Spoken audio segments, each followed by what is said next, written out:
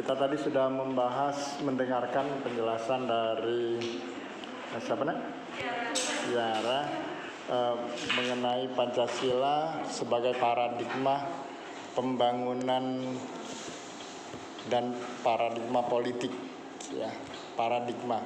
Tadi udah dijelaskan bahwa paradigma itu seperti yang dijelaskan tadi. Saya mengartikan, kalau Bapak mengartikan paradigma itu dengan kata-kata sesuatu yang tidak boleh tidak, ya, sesuatu yang tidak boleh tidak. Jadi tidak ada pilihan lain, itu sesuatu yang tidak boleh tidak.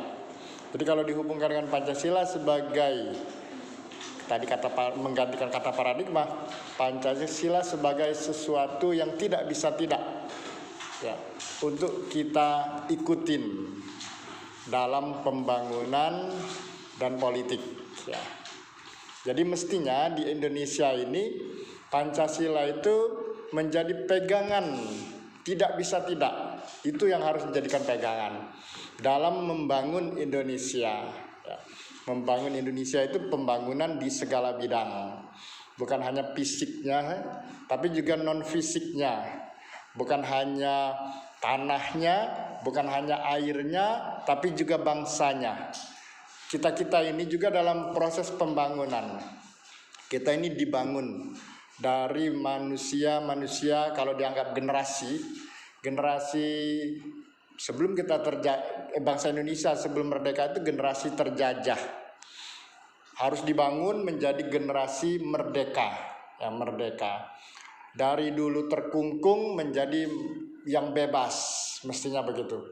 Dari yang dulu dibawa kekuasaan, sekarang menjadi pemilik kekuasaan. Itu dibangun. Bangsa ini harus dibangun. Dari mental terjajah menjadi mental merdeka, begitu. Tapi bukan berarti yang namanya merdeka itu bebas segalanya, tidak. Kita punya ukuran, kita punya pagar, ya, kita punya batas atas, batas kiri kanan atau batas bawah. Batas itulah yang membatasi kita dalam mengembangkan diri, dalam mengartikulasikan kata merdeka itu sendiri. Jadi merdeka masih tetap di dalam batas, ya. Jadi bukan mentang-mentang saya sudah merdeka, semaunya saya, tidak bisa.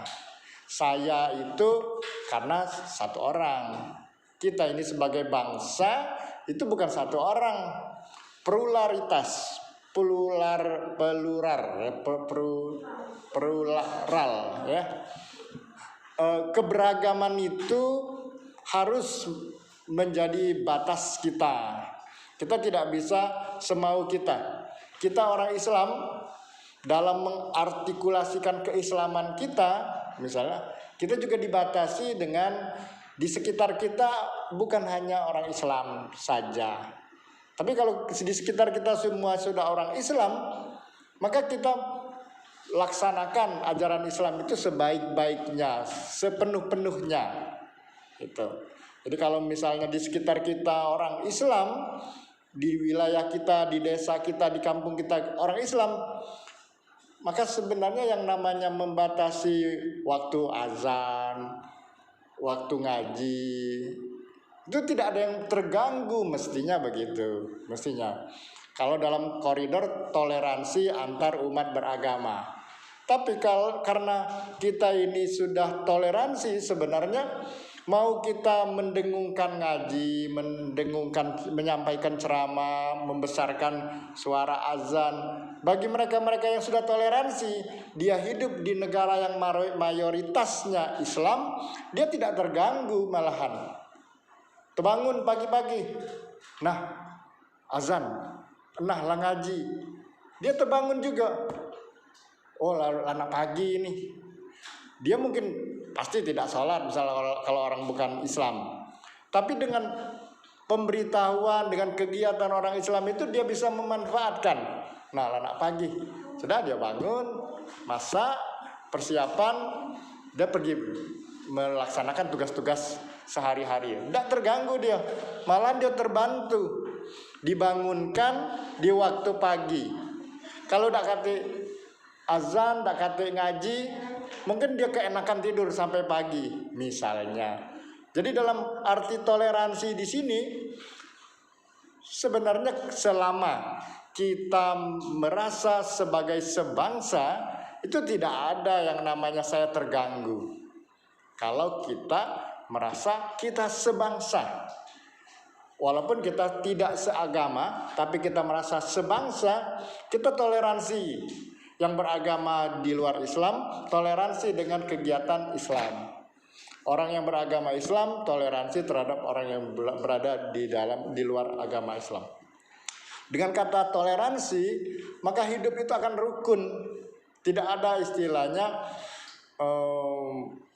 kita resah, kita tidak tenang, kita tidak nyaman, kita tidak merdeka, kita terganggu. Tidak ada istilah itu. Jadi kembali ke paradigma Pancasila sebagai paradigma pembangunan, maka ketika kita merdeka ini, kita membangun, kita harus ingat bahwa ada batas yang membatasi kita, baik batas kiri kanan maupun batas atas, yaitu nilai-nilai Pancasila. Dengan kata lain, kita tidak boleh membangun di luar batas. Apalagi melanggar batas. Kita tidak boleh membangun segala sesuatu yang bertentangan dengan nilai-nilai Pancasila.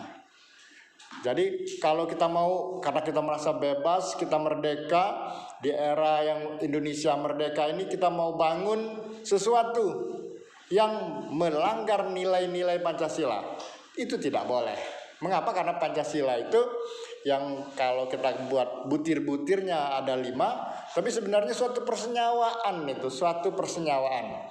Bukan hanya ketuhanan yang Maha Esa saja, tapi berkaitan, bersenyawa dengan kemanusiaan yang adil dan beradab, bersenyawa dengan persatuan Indonesia, ya, bersenyawa dengan kerakyatan yang dipimpin oleh hikmah kebijaksanaan dalam permusyawaratan perwakilan dan keadilan sosial bagi seluruh rakyat Indonesia. Kalau misalnya kita melakukan perbuatan, mengembangkan sesuatu, membuat pembangunan, yang kata kita tidak lepas atau tidak melanggar nilai perikemanusiaan, tapi ya ternyata menyebabkan tidak bersatu, itu bukan suatu perbuatan yang benar menurut ukuran Pancasila. Kita mewujudkan nilai perikemanusiaan, tapi juga tetap menjaga persatuan Indonesia, dan ujung-ujungnya Indonesia ini secara keseluruhan harus merasakan keadilan sosial bagi seluruh Indonesia. Itu secara umum, ya, secara umum. Kalau kita mau langsung contoh-contoh, itu sangat banyak sekali. Kita tinggal memilih, menunjuk apa, kemudian kita menggunakan koridor Pancasila sebagai paradigmanya. Segala sesuatu yang tidak boleh tidak, harus gitu.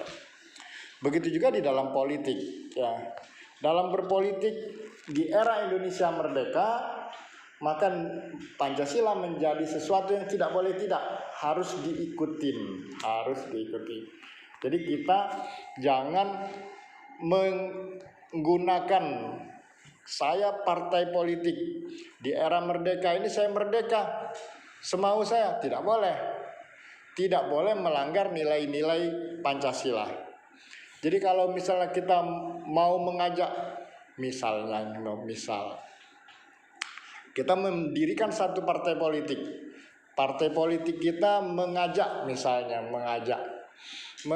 untuk, ini hanya misal ya, ada satu misi dari partai politik yang mau kita dirikan itu, misalnya, sekali lagi kata misal ya, karena kalau melanggar itu tidak boleh ya, tapi ini kan kalau misal ya boleh-boleh saja, namanya saja misal, tidak terjadi gitu ya. Kita mendirikan partai politik, kita mau dengan partai politik itu kita mau mendirikan misalnya suatu negara ya, yang mana di negara ini hanya misalnya agama tertentu saja yang boleh menjadi pemimpin negara, misalnya. Agama lain tidak boleh, misalnya begitu. Kalau itu yang kita tekankan, kalau lagi. Kalau cara kita mengungkapkan itu bahwa hanya agama A yang boleh menjadi pemimpin, ya. Agama B, agama C, agama D tidak boleh di Indonesia, misalnya. Ini misal. Kalau itu yang kita lakukan berarti kita walaupun menegakkan kata kita yang benar, ya, menurut kita sebagai partai politik tadi, tapi itu sudah merusak nilai persatuan. Ya. Namanya nilai persatuan itu, ya, yang namanya tangan tidak akan mau memaksakan dirinya menjadi kepala. Yang kepala tidak akan memaksakan dirinya menjadi kaki. Dia tahu diri. Itu arti persatuan. Yang beragama, misal, ini hanya misal, yang beragama Islam, ya, dengan yang beragama Kristen, yang beragama Hindu, agama Buddha, agama Konghucu, agama-agama yang lain, di Indonesia ini, walaupun tidak kita katakan seperti yang dikatakan tadi, ya, maka yang menjadi presidennya, kepala negaranya pasti orang Islam, pasti. Tapi tidak usah dipaksakan dalam partai politik. Tidak boleh agama A, tidak boleh agama B, tidak boleh agama C. Mengapa? Karena kalau kita paksakan, kita katakan, itu merusak rasa persatuan. Kita sebangsa, bangsa Indonesia ini tanggung jawab bersama. Sebagai tanggung jawab bersama kita punya beban untuk sama-sama memajukan. Tapi kalau kita sudah mendikotomi, menentukan secara jelas ini tidak boleh, ini tidak boleh, ini tidak boleh, ya, itu akan melukai perasaan dari mereka-mereka yang kita tidak boleh itu. Kalau melukai itu kan berarti mulai ada terjadi penyisihan, pemisahan, ya. Itu tidak boleh, karena ini Pancasila itu persatuan Indonesia. Namanya persatuan Indonesia, orang Kristen tahu diri, orang Hindu tahu diri, orang Buddha tahu diri, ya, bahwa di negara Islam, negara Indonesia yang mayoritasnya Islam, ya, pastilah yang terpilih orang Islam. Namanya saja mayoritas, ya. Jadi tidak usah dikatakan yang harus menjadi orang Islam, yang menjadi presiden adalah orang Islam. Tidak. Karena kalau orang Islam, milihnya orang Islam pasti. Tidak usah disebut. Kalau orang Kristen, milihnya orang Kristen. Itu. Orang Hindu, milihnya orang Hindu. Pasti itu. Karena mereka menurut tuntunan-tuntunan mereka, yang terbaik di agama mereka itu akan menjadi yang mereka jadikan pemimpin, ya. Jadi tidak usah disebutkan di negara Indonesia yang presidennya pasti Islam. Mengapa? Karena mayoritas di Indonesia ini Islam, itu pasti. Jadi tidak usah disebutkan. Tapi kalau di sesama agama Islam, begitu, di dalam kelompok orang Islam, maka orang Islam boleh mengatakan, dan mestinya harus dikatakan, pilihlah pemimpinmu yang begini sesuai dengan perintah agama kita. Begitu juga orang Hindu, orang Buddha, orang Kristen, orang Konghucu, di agama mereka, di kumpulan sesama mereka, boleh mereka mengatakan, pilihlah yang, kalau orang Hindu, pemimpin yang beragama Hindu. Orang Kristen boleh mengatakan di dalam kumpulan dia, kita pilih orang Kristen, boleh. Tapi kalau bersama itu tidak boleh. Jangan melukai perasaan agama, ya, karena itu akan melukai persatuan. Kan syarak itu ada 4. suku, jangan. Kalau kita sedang bersama-sama, jangan kita mengatakan suku, misalnya suku Komering lah yang terbaik, misalnya. Tak boleh. Karena waktu kita ngomong itu ada yang dari suku A, ada dari suku B, ada dari suku C, ada suku D. Jangan kita membuat pengkotakan di dalam kebersamaan. Tapi kalau misal di Sumatera Selatan ini misalnya yang pinter-pinter yang pinter-pinter, yang gagah-gagah, yang kayo-kayo, misal banyak orang Komering dalam pemilihan, mereka lebih berpeluang jadi orang terpilih misalnya.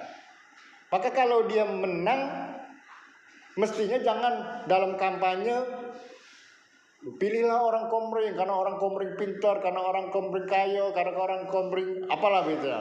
Jangan. Tetapi kalau sesama orang suku Komering, sesama Komering, tidak ada orang suku lain, boleh mengatakan, pilihlah kita sesama Komering, pilihlah satu di antara kita, si anu yang lebih baik menurut aku, misalnya. Aku menjadi pendukung Sanu, boleh.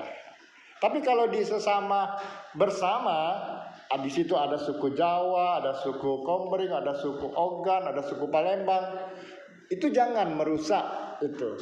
Apalagi menjelek-jelekkan, lagi membagus-baguskan suku kita sendiri lagi tidak boleh.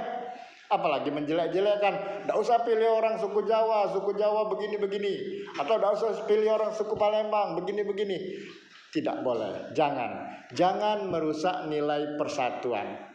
Suku, agama, ras, Cino, Belanda, misalnya Arab, misalnya itu dari ras Negro, misal Afrika, jangan kita ungkapkan, jangan kita singgung-singgung, jangan kita sentil-sentil masalah ras, ya, karena ras itu kan bukan kemauan kita, ya.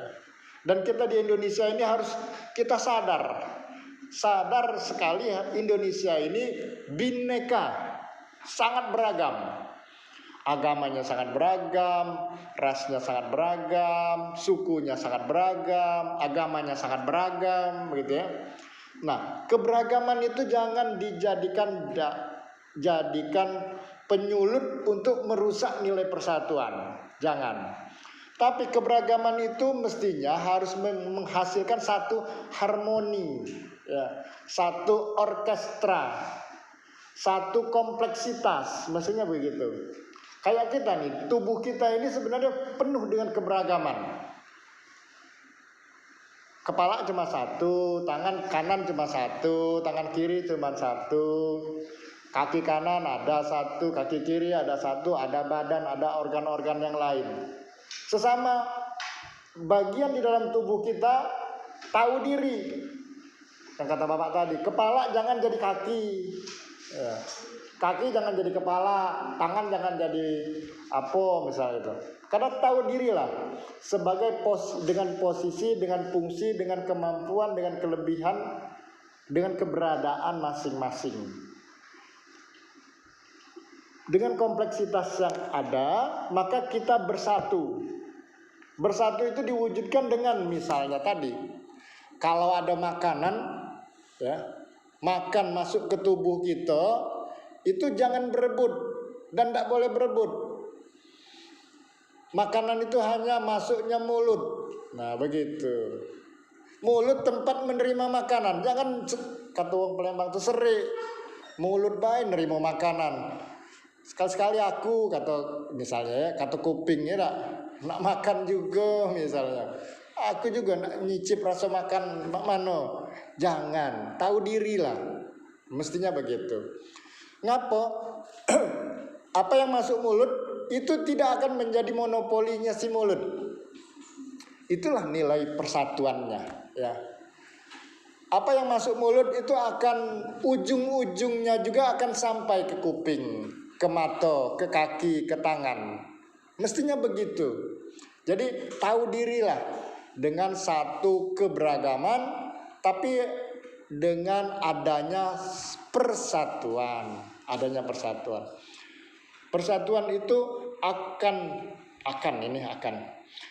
tumbuh dengan baik kalau kita menyadari keberagaman persatuan. Tapi kalau kita tidak menyadari, menapi menyangkal adanya keberagaman, maka persatuan itu akan hilang dengan sendirinya.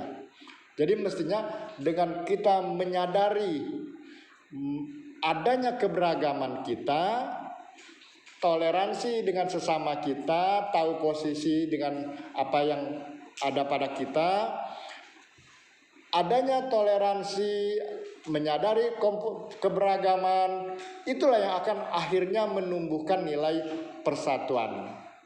Akan saling berbagi. Yang berada pada posisi yang berlebih akan memberikan kepada yang berkurang. Karena tahu posisi, saya orang berkelebihan, tahu dia posisinya. Wong berduit mestinya harus sadar bahwa dia itu berduit.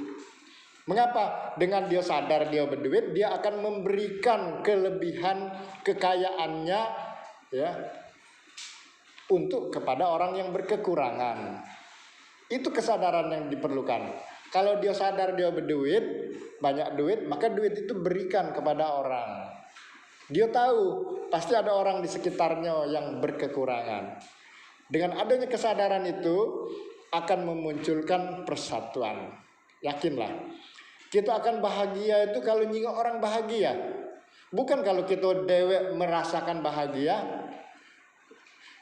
Orang yang berpersatuan itulah yang akan merasakan, akan menikmati rasa keadilan sosial.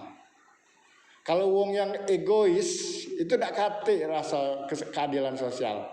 Dia pasti tidak akan merasakan nikmatnya adanya rasa keadilan sosial. Apalagi kalau kita sudah mampu keadilan sosial bagi seluruh rakyat Indonesia. Nah, dalam pembangunan kita tidak boleh tidak membangun diri kita menjadi manusia yang bebas, menjadi manusia yang berkembang, menjadi kalau istilah lain itu menjadi manusia yang paripurna, maka tidak bisa tidak gunakan nilai-nilai yang dicantumkan di dalam Pancasila tersebut. Anda mewujudkan agama Anda, ujung-ujungnya untuk mewujudkan keadilan sosial bagi seluruh rakyat Indonesia. Kita hidup di Indonesia. Walaupun bisa saja Anda mengatakan Anda ingin mewujudkan keadilan sosial bagi seluruh dunia misalnya bisa-bisa saja, boleh-boleh saja. Tapi karena kita sebagai bangsa Indonesia, maka dahulukanlah kita mewujudkan keadilan sosial itu bagi seluruh rakyat Indonesia. Tidak boleh kita misalnya kita yang beragama Islam misalnya, ya, kata kita hanya untuk orang Islam misalnya, itu tidak. Ya. Kalau di sekitar kita ada orang yang beragama bukan Islam, maka itu lebih baik yang berada di dekat kita daripada kita mencari orang Islam yang jauh di mana. Ya. Kalau di sekitar kita ada orang yang bukan Islam, yang membutuhkan dalam kondisi dalam tanda kutip tadi yang berkekurangan, kalau dia kita dekati, kita tadi wujudkan nilai persatuan tadi, kita orang berkelebihan, kita berikan kelebihan kita bantu kekurangannya, maka nilai persatuan akan tumbuh, keadilan sosial akan terasa, dan ujung-ujungnya ya, orang yang mendapatkan kebaikan dari kita, dia akan menjadi meningkat kebaikannya terhadap kita. Yang bisa jadi, bukan hanya kepada kita saja dia akan makin baik, tapi baik nih nong Islam itu. Misalnya begitu, akan muncul dia ingin mendekati apa ini nian Islam tuh, ya. Karena penyinggokan dia bisa jadi wong Islam yang dijingoknya ini mah itu, wong Islam yang dijingoknya mah ini, tapi karena kita baik maka dia akan terpanggil, muncul, terbit keingintahuannya. Apa mak ini nian Islam, baik nian apa Islam. Dia mempelajari Islam. Kalau dia terbuka, ya, dia akhirnya menerima. Oh iya, Islam itu terbaik, misalnya begitu. Tapi kalau sudah seperti itu kan dia menjadi orang Muslim. Orang Muslim itu kan artinya menyerahkan diri, ya, Muslim, membuka diri, ya. Tapi kalau dia misalnya ini kita sudah berbuat baik, ya, misalnya, kemudian kita pada satu kesempatan mengajak dia,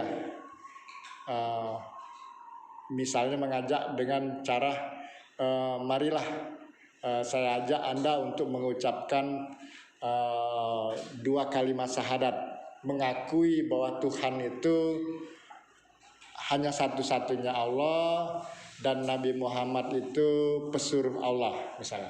Anda memberitahukan seperti itu, mengajak dia untuk mengakui itu. Tapi kalau dia misalnya orang yang bukan beragama Islam itu mengatakan tidak, ya, tidak ya, oh maaf ya, saya tidak bisa menerima, misalnya gitu ya. Nah, orang yang tidak bisa menerima itu berarti dia tidak menerima. Mengapa dia tidak menerima? Karena dia sudah menutup dirinya dari menerima itu. Karena itu jadi dia tidak bisa menerima. Dia diajak misalnya mengatakan, ayolah saya mengajak kamu untuk mengakui Tuhan itu Allah dan Nabi Muhammad itu Rasul. Mengajak, kalau dalam kata lain itu mengajak dia masuk Islam, ya. Tapi sebenarnya kita bukan mengajak dia masuk Islam, mengajak dia mengakui 2 kalimat syahadat itu. Kalau dia tidak menerima berarti dia menutup diri. Nah, kalau bahasa Inggris kalau penutup itu cover, ya. Buku ada kertas tebal depan belakang itu cover. Atau kalau kita punya baju masuk di dalam suatu tempat yang kemudian ada penutupnya, tempat itu kita katakan koper juga, ya. Tas koper gitu ya. Koper juga itu. Jadi cover yang kalau yang dihubungkan dengan istilah kafir, ya, kafir itu adalah yang menutup diri dari menerima ajakan Islam. Jadi kalau misalnya dikatakan kafir, ya, sebenarnya dia itu orang yang berartinya orang yang menutup diri. Orang yang menutup diri atau orang yang tertutup. Tertutup dari apa? Dari menerima ajakan Islam. Sehingga orang Islam mengatakan si A kafir, ya.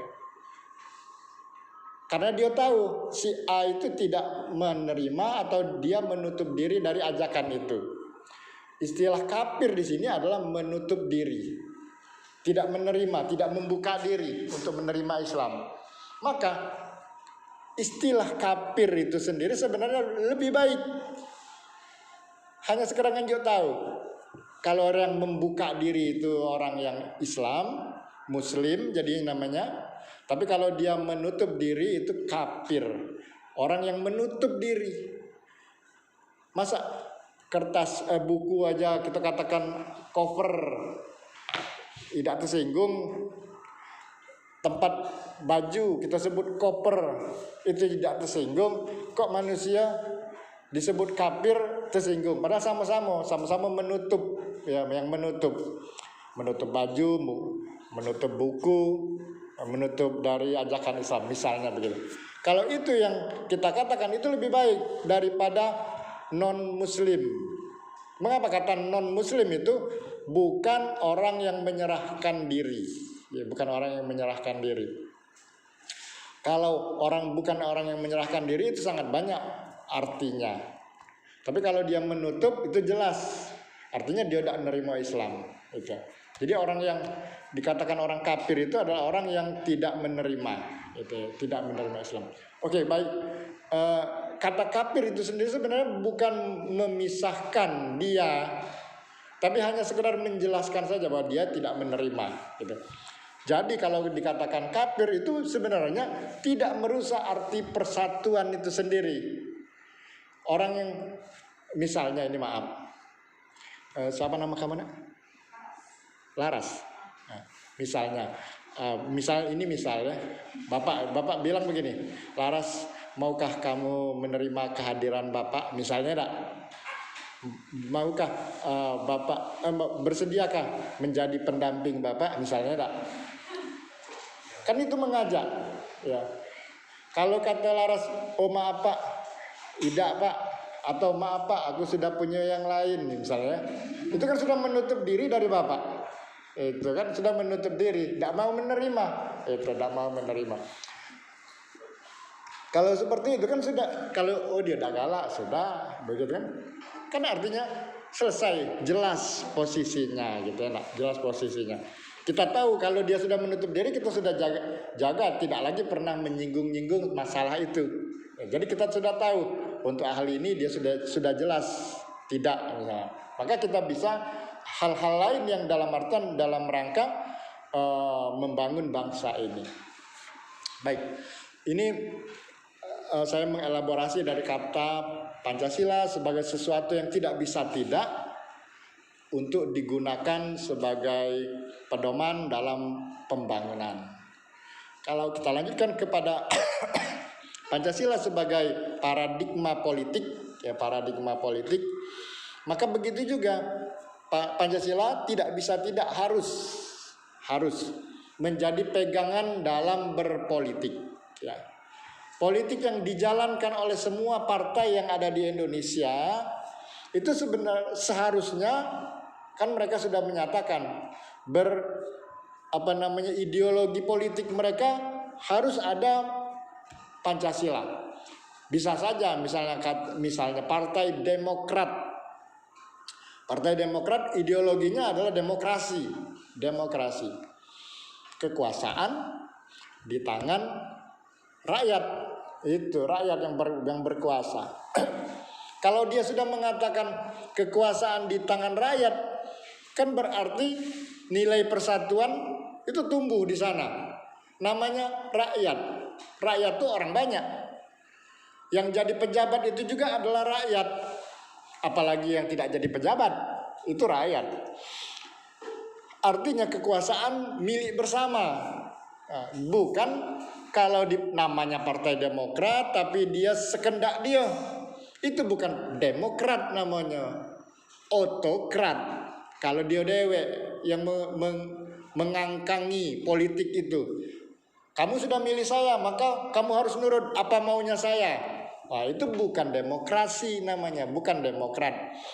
Kalau otokrat atau otokrasi, ya, itu akan merusak nilai persatuan. Kenapa? Karena kalau kata kita persatuan Indonesia, maka apa yang harus diperjuangkan di partai itu, di politik itu, harus memperjuangkan seluruh rakyat Indonesia. Itu namanya persatuan, ya. Bukan kemauan oknumnya sendiri. Kalau kemauan oknumnya sendiri, nah itu akan wajib kita buat tanda tanya. Karena harus kita curigai. Karena ujung-ujungnya kalau untuk kemauan dia sendiri, pasti akan untuk memperkaya dirinya sendiri, untuk mengenakkan dirinya sendiri.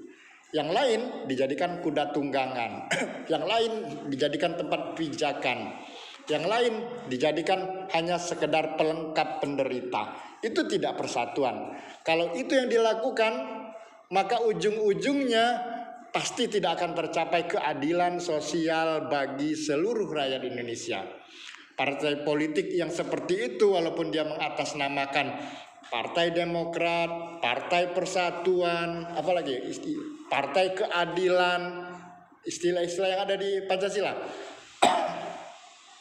Partai Umat misalnya, ya. Pokoknya partai yang ada istilah-istilah di Pancasila itu partai ketuhanan misalnya, partai kemanusiaan, partai keadilan, partai apa lagi? Kan ada istilah-istilahnya di Pancasila itu. Selama dia tidak mewujudkan bersama nilai persatuan, pasti ujung-ujungnya tidak akan mewujudkan keadilan sosial. Nah, Indonesia ini sudah 77 tahun merdeka. Kalau namanya pembangunan selama 77 tahun, kalau namanya membangun, kalau gedung itu sudah berapa tingginya? 77 tahun bangun terus, kalau pembangunannya berjalan terus. Tapi kalau pembangunannya baru nak tumbuh, bongkar, pasang lagi, bongkar, pasang lagi, bongkar, pasang lagi. 77 tahun sama banyak dengan nol. Karena balik lagi ke awal, balik lagi ke awal, balik lagi ke awal.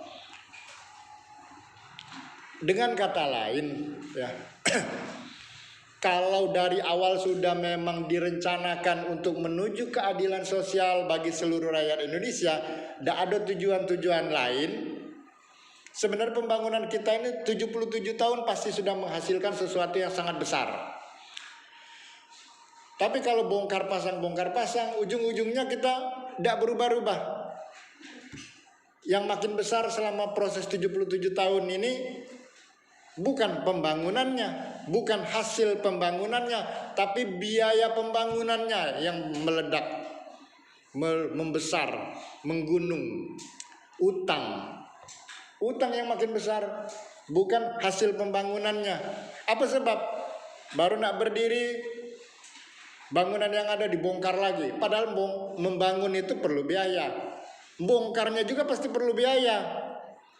Bahkan kadang-kadang biaya membongkar dengan biaya membangun sama besar.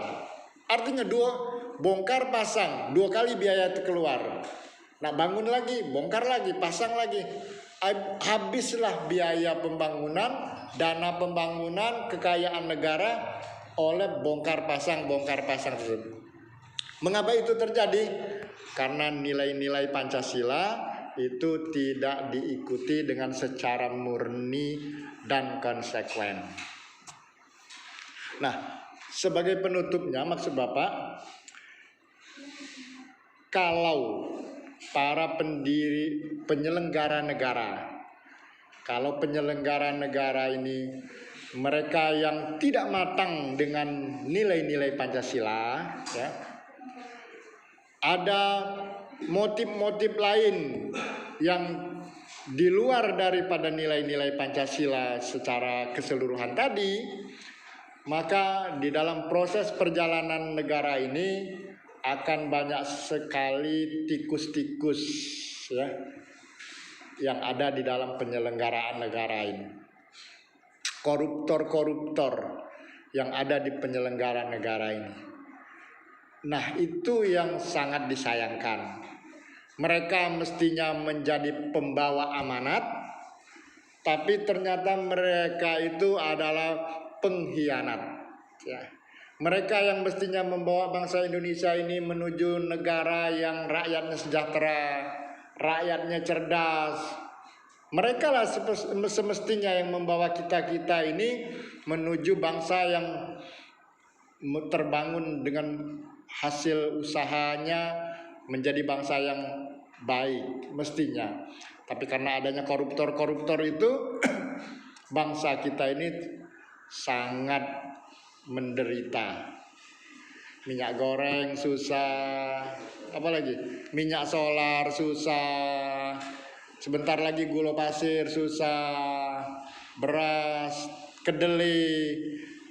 Itu kan bagaimana ceritanya negara yang katanya waktu Indonesia dulunya negara gemah ripah loh jinawi, kayu dan ditanam, dilempar ke jadi tanaman, misalnya hutannya luas, lautnya banyak ikan, tapi kita kok negaranya miskin, uangnya banyak yang stunting misalnya, Ini sangat memprihatinkan.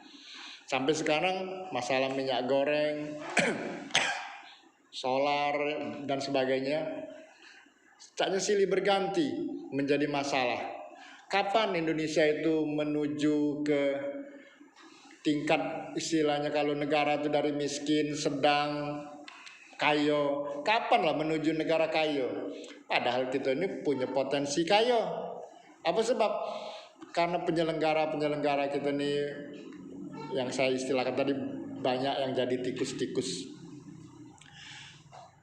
Kata kuncinya adalah mestinya penyelenggara itu supaya bangsa ini cepat menuju kepada negara yang baik, penyelenggaranya tidak ada yang menjadi tikus. Mestinya begitu.